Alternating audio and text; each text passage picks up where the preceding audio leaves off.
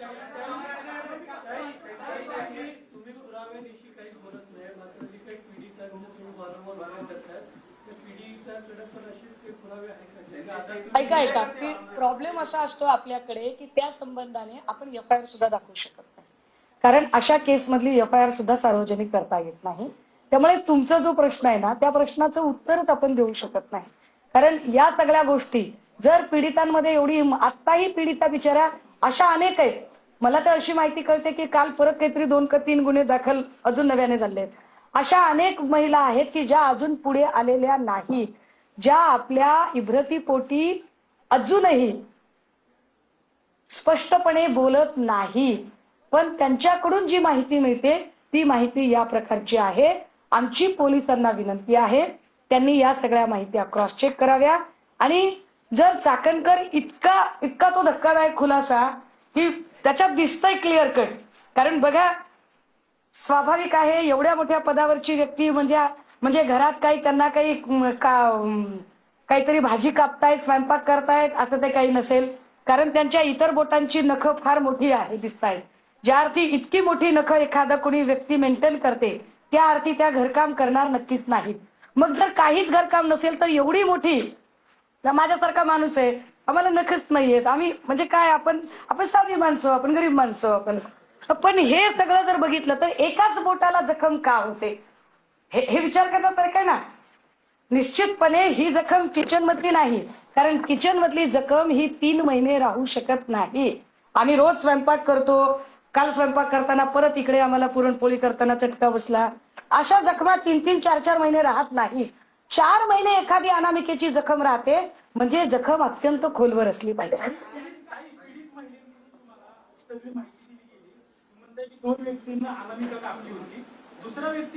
अहो मी तेच सांगते की मला नाही कळलं अजून, मला नाही दिली. मला जेव्हा माहिती कळेल तेव्हा मी पुराव्यासकट ती सुद्धा माहिती आणणार. नाही राहते म्हणत नाही, ज्या अर्थी इथे 3 महिने बघा ना, 9 सप्टेंबर पासूनचे फोटो आहेत ते 28 डिसेंबर पर्यंतचे फोटो आहेत. जर 9 सप्टेंबर ते 28 डिसेंबर म्हणजे ही किचन मधली कापल्याची जखम नक्कीच नाही, हे की नाही.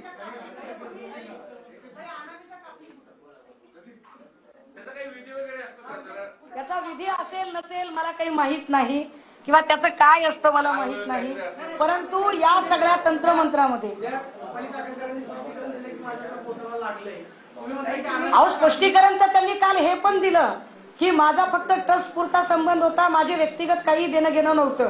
पण व्यक्तिगत देणं घेणं नव्हतं असं जरी त्या म्हणाल्या तरी सुद्धा त्यांनी कशा पद्धतीने मागच्या वर्षभरापासून हे प्रकरण दाबायचा प्रयत्न केला त्याची कागदपत्र आली ना पुढे. एक minute let me clear you, मी ही टीका करत नाहीये. आज जो मुद्दा मांडते हा मुद्दा पक्षीय राजकारणाच्या पलीकडचा आहे, कृपया समजून घ्या.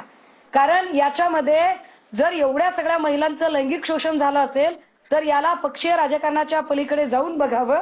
आणि अनेक महिलांच्या जीवाचा प्रश्न आहे. कदाचित काही बायकांनी आत्महत्या सुद्धा केली असण्याची शक्यता नाकारता येत नाही.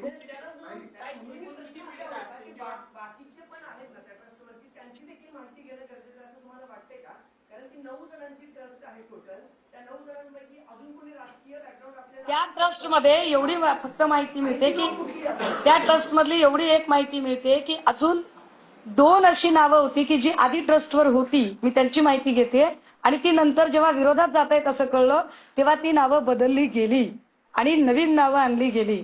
त्याच्यामध्ये अनेक नावं, मी म्हटलं ना की माझ्याकडे त्या नावांची यादी सुद्धा आहे, मात्र त्याला आधार देणारे डॉक्युमेंट जोपर्यंत माझ्याकडे येत नाहीत तोपर्यंत मी ती नावं डिस्क्लोज करू शकणार नाही. माझ्याकडे असलेल्या पुराव्यांच्या शिवाय मी एकही शब्दाची अधिकची माहिती शेअर करणार नाही. दादांचा जो विमान अपघात झाला त्याच्यावर आता अमोल मिटकरींनी प्रश्न उपस्थित केलाय की बारामतीतल्या घराबाहेर आणि मुंबईतल्या घराबाहेर जादू टोण्याच्या वस्तू सापडल्या होत्या. दादांच्या विमान अपघातामागे खराबचा काय हात आहे का, किंवा मला याच्या संबंधाने मी आता काही बोलू शकत नाही.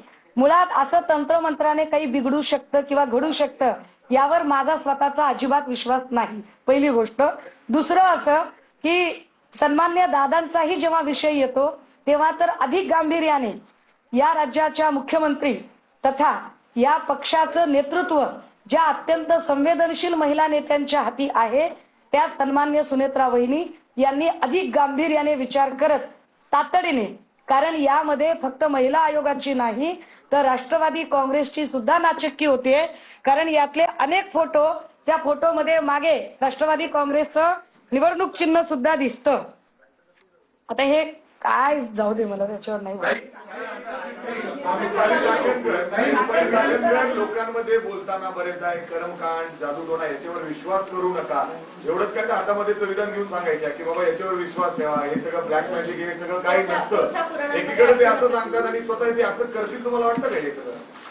नाही, अरे आता करतील का? मग मला सांगा, हे त्यांच्या पाया कोण पडते? हे पदराने पाय पुसणारी लोक, म्हणजे ज्या माऊलीने स्वतःच्या पतीचे औक्षण करण्यापेक्षा पती त्यांचे औक्षण करतो, पण त्या माऊली त्यांच्या पदराने एका अशा लिंगपिसाट माणसाचे पाय पुसतात.